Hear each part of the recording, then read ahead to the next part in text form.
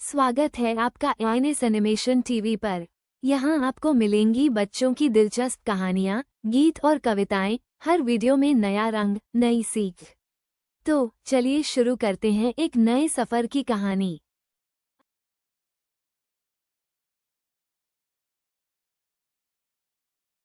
ऐसा लगा अंत में बताइएगा जरूर। अरे बहू, चाय ले ले, उठ जा बेटा। अरे मम्मी रहने देती ना, मैं उठ तो रही थी। अरे कोई बात नहीं, खाने में क्या बनाना है वो बता दे। देख लो माँ, कुछ भी जो ये कहे बना लेते हैं। बेटा मैंने तो जो सब्जी थी वो काट दी है, तू बस रोटियां बना लेना। ये हर रोज सुबह का सीन था ममता के ससुराल का। एक दिन पड़ोसन कहती है, अरे बहन जी, सारा दिन काम करती रहती हो, थकती नहीं क्या आप?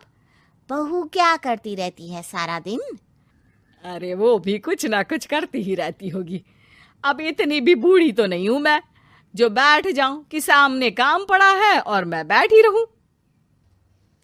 अरे लेकिन बहू की तो आदत खराब हो जाएगी जब सारा काम आप ही कर दोगी।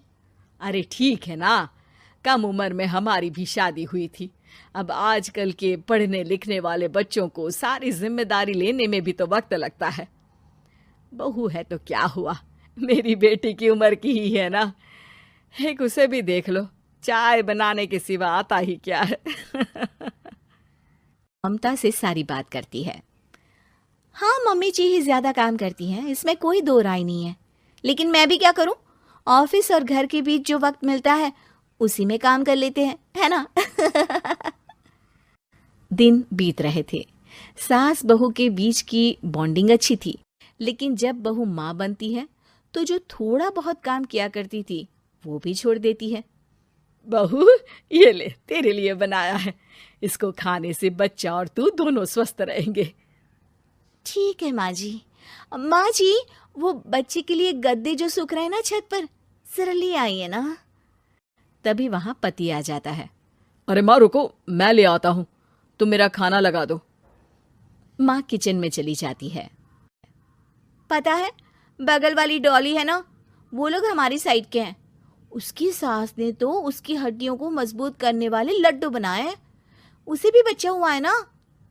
पता नहीं मम्मी जी क्या पानी सा उबाल कर दे देती है, मैं तो बस वही खा लेती हूँ। अरे तो तुम्हारे साइड बनता है तो तुम अपनी माँ से बोल दो, वो बना देंगी।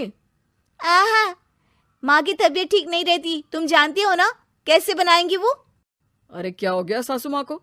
कल तक तो फेसबुक में किटी की फोटो डाल रही थी। अच्छा अच्छा चुप रहिए। डॉली की सास ने मनाया है, तुम लोगों का भी तो फर्ज बनता है। तभी वहां सास आ जाती है।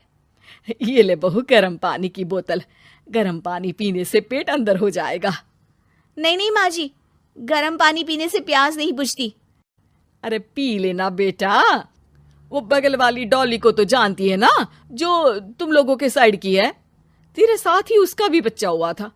बेचारे का कोई ख्याल रखने वाला नहीं, सारा काम करती है और रात में बस एक लड्डू खाकर सो जाती है। पेट तो लटक ही गया है और बच्चा तो कितना कमजोर सा है उसका। अच्छा माँ, क्या बात है, डॉली की ये हाल है? क्यों मैडम, क्या कहना है आपका? अब पता है मुझे, किसी के पास मेरी सास की तरह सास थोड़ी ना है। नहीं नहीं बेटा, ऐसा नहीं है, मेरे लिए तो तुम सभी मेरे बच्चे जैसे ही हो। ममता को समझ में नहीं आता कि वो सास में कैसे कोई बुराई निकाले, क्योंकि हर कोई उससे उसकी सास की तारीफ ही किया करता था। एक रोज ममता के घर उसकी ननद आती है। अरे भाभी, मुन्नी को तो 6 महीने हो गए, आप अभी भी बेड पर हो। आ गई है आप। कैसी हैं बुआ, बच्चा होने के 6 महीने बाद आई हैं आप। भाभी अमेरिका दूर है ना, तो वक्त लग जाता है। अब इनकी छुट्टी अभी थी तो सभी आ गए। वैसे माँ कहाँ है? थकी हारी सास बेटी को देखकर खुश हो जाती है। माँ, इस बार तेरा वीजा तैयार है, मेरे साथ चलने को तैयार रहना। हाँ हाँ बेटा, मैं तैयार हूँ। अरे ऐसे कैसे माँ, मैं कैसे मैनेज करूंगी? कैसे मतलब? जैसे मैंने किया अमेरिका में, आप इंडिया में कर लेना। वैसे आपका तो मायका भी पास ही में है ना। हाँ वो तो है, लेकिन वहाँ माँ के पास वक्त नहीं होता। ईश्वर भक्ति में उनका सारा समय चला जाता है। भाभी, बेटी परेशान हो तो माँ का ध्यान आरती में कैसे लग सकता है? समझ में ही नहीं आता। वैसे भी अब माँ को मैं अपने साथ ले जा रही हूँ। माँ को विदेश घूमने का शौक है ना। ममता मन मारकर चुप हो जाती है, लेकिन मन ही मन सोचती है कि वो कैसे सारा काम मैनेज करेगी। पति का खाना, नाश्ता, मुन्ने को नहलाना धुलाना, फिर रात भर इसके लिए दूध तैयार करना। माँ तो सारा काम करती थी। हे भगवान, ना भाई ना। क्या हुआ भाभी? क्या सोचकर ना भी ना कर रही हो? अरे कुछ नहीं, बस बच्चे के बाद से ही कमजोरी ज्यादा हो गई है ना, तो अचानक से बड़बड़ाने लगती हूँ मैं। अगले दिन ममता अपनी माँ को फोन करती है। राधे राधे। माँ मैं क्या करूँ, मेरी सास तो अमेरिका जा रही है बेटी के पास। अब घर का सारा काम, बच्चा, सब कैसे मैनेज करूँगी। तू आ जाना माँ कुछ महीनों के लिए मेरे पास। अरे ना ना ममता, मेरे बस की बात नहीं है काम धाम।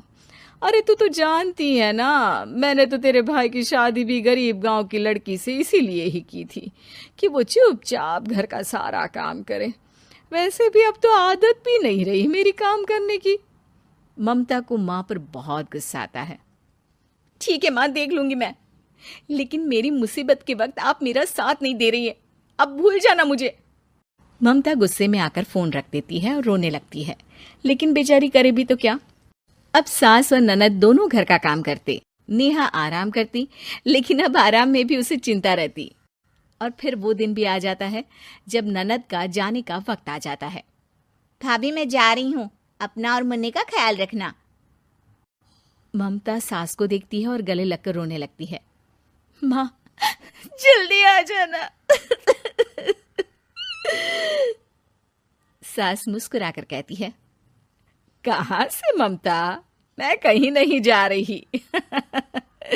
मैंने देखा कि मेरे जाने की बात से ही तू परेशान हो गई थी, इसीलिए मैंने अपना जाना कैंसिल कर दिया है।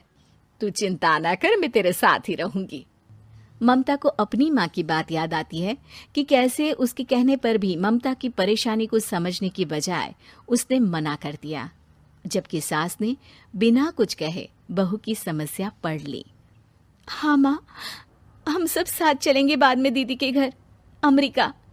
आज से आप रानी बनकर रहना और मुन्ने को देखना। मैं समझ चुकी हूँ कि मेरा फर्ज क्या है।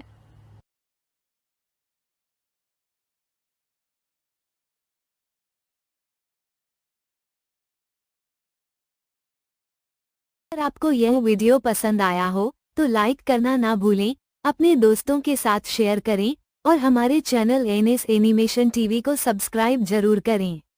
नए वीडियो के लिए बेल आइकन दबाना ना भूलें।